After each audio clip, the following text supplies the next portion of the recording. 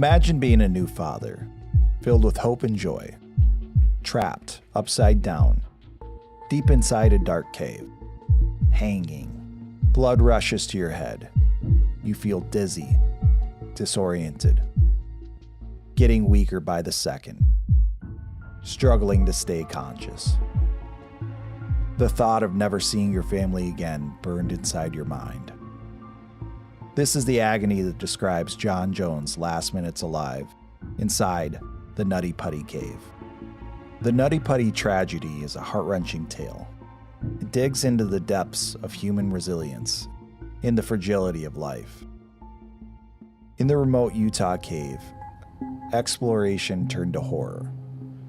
This is when the young man found himself trapped. He had no way out of the terrible place. What began as an adventure had turned into a disturbing scene. It captivated the world. Join me as we unravel the gripping story of survival and sacrifice. This is the enduring legacy of the Nutty Putty tragedy. For families, the holidays are a time for joy. These are the moments to create lasting memories. For the Jones family, this was the perfect time to explore the Nutty Putty cave. Little did they know the tragic turn their outing would take, the unimaginable loss they would experience.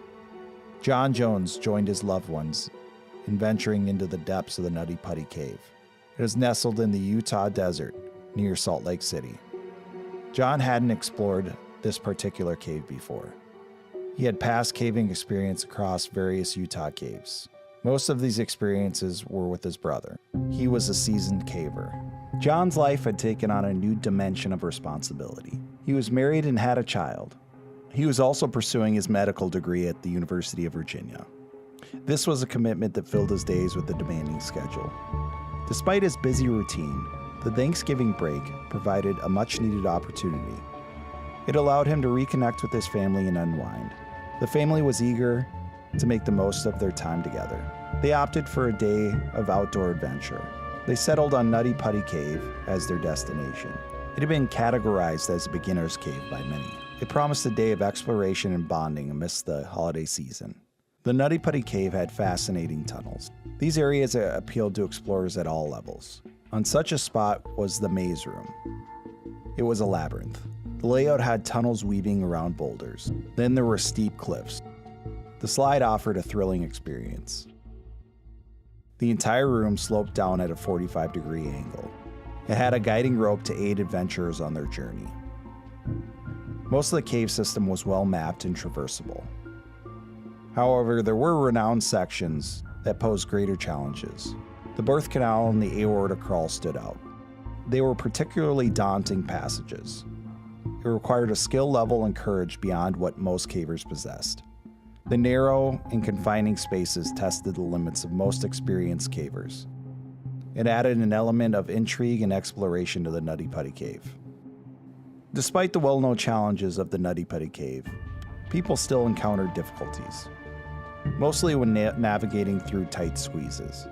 This led to a period of closure as the cavers became wedged in these narrow passages. The cave had recently reopened to the public. However, the risks remained. Some adventurers found themselves unable to proceed past certain points, their shoulders and hips refusing to fit through the constricting spaces. This was regardless of their efforts to maneuver against the rock. Once lodged in the tight spots, they were immobilized. They required urgent assistance to carefully extract themselves backwards. These rescues led to the implementation of the new entry protocol. Each group consists of at least 2 experienced cavers. Josh had secured a permit for the group. It was scheduled for the day before Thanksgiving, on November 24th, 2009. John's wife, Emily, was pregnant at the time. She opted to remain at home with their 1-year-old daughter, Lizzie. The group of 11 close relatives and friends went off to explore the caves. After looking through the main opening sections of the cave for a time, John, his brother, and the 2 friends went off to search for challenging tunnels. They used the map to get the birth canal's location. The passage was renowned for its length and tightness at the end of the narrow squeeze. Beyond the narrowest point of the birth canal laid a small room. Here one could stand upright and turn around. It offered a small break from the tight confines. The group was unaware of the anxiety-inducing nature of this passage. They proceeded to spread out in search of the tunnel. John and Josh opted for the passage on the left. This led them through the small tunnel stretching about 15 feet long. Along the way, the terrain had varying elevations and turns. The rocky outcroppings and the tight squeezes made the adventure harder. Navigating through these obstacles required bending their bodies in different directions. They had to twist their bodies to move forward. The challenge extended far beyond muscling one's way through the tight crevice. The section earned the nickname the corkscrew, for good reason. Those who traversed it successfully were small and flexible. They employed every ounce of their skill necessary to navigate through the panic-inducing contortions. And this was with painstaking slowness. After the corkscrew, the passage ascended for another 5 feet. It then turned downward over a rock ledge, marked by a sharp 90-degree turn bend to the left. Cavers used this narrow area to pivot and retrace their steps. However, this spot held a grim history. In 2004, a 16-year-old, Brock Clark, found himself stuck in the corkscrew. He was 5'7", weighing about 140 pounds. His attempt to turn around led to a grueling 14-hour rescue operation. John now found himself in the exact position where Brock was trapped. He attempted the same maneuver that led to Brock's entrapment. John's stature was 6 feet tall and 200 pounds. He knew that tunneling through the new section was impossible. He was confined within a space that was 12 inches in height. He had insufficient lateral room to maneuver his body. The only option was to move forward. He approached the ledge and squeezed himself over the top. Though the passage ahead appeared tight, John remained resolute. He was determined to press on. He took a deep breath, he sucked in his stomach, and pushed forward. He leveraged the rocks ahead to propel himself forward. Moving first at a downward angle, John spied what seemed to be an opening ahead. This was a potential turnaround point. Unbeknownst to him, no one had ever crossed over this ledge before. He was venturing into uncharted territory. Despite the uncomfortable position, John maintained his composure. His confidence was fueled by the belief that an escape route lay ahead. John believed that he was navigating through a section of the birth canal. This was the notorious spot where many cavers had felt trapped. Luckily, they emerged unscathed on the other side. As he passed through the very tight zone, he found himself sliding downward in the tunnel. This was almost in a handstand position. He struggled to maintain his balance. He had to figure out how to maneuver backward. He was unable to turn around and was now upside down. Gravity exerted its pull against his 200-pound frame. His strength waned as he hung on to the fading hope of escape. Calling out to his brother Josh, John instructed him not to follow but to retreat. Together they weighed their options. They decided to press forward and attempt to turn around. John's body was collapsing onto his shoulders and head. He knew he had to act. He spotted a hole in the floor illuminated by a headlamp. He felt a glimmer of hope, envisioning that there was a large space beyond. He was optimistic that they would laugh about this later. John made the decision to make a slight turn and head toward the hole. Exactly how John found himself in this tight spot remains unknown. Some suggest he may have slipped, hit his head, and got wedged in the narrow space. Others believe he peered into the hole and misjudged its depth. He mistook it for an opening rather than a dead end. Regardless of the cause, John found himself wedged in a small opening.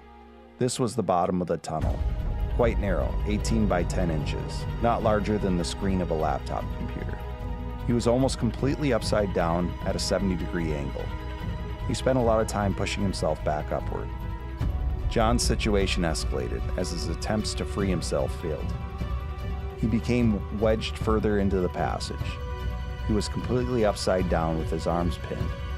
Realizing that they needed help, Josh rushed out of the cave to call for assistance. 3 hours later, the first rescuer, Susie Matola, arrived on the scene. Despite her efforts, she was unable to extract him. Various rescue plans were discussed. This included using a pulley system to hoist John out legs first. This turned out to be complicated. Drilling into the rock to create more space was challenging and time-consuming. Meanwhile, concerns grew of John's condition. Being upside down can lead to organ failure within 10 hours. This is due to the blood pooling in their brain and lungs. The rescue team also faced logistical and time challenges. The situation became dire.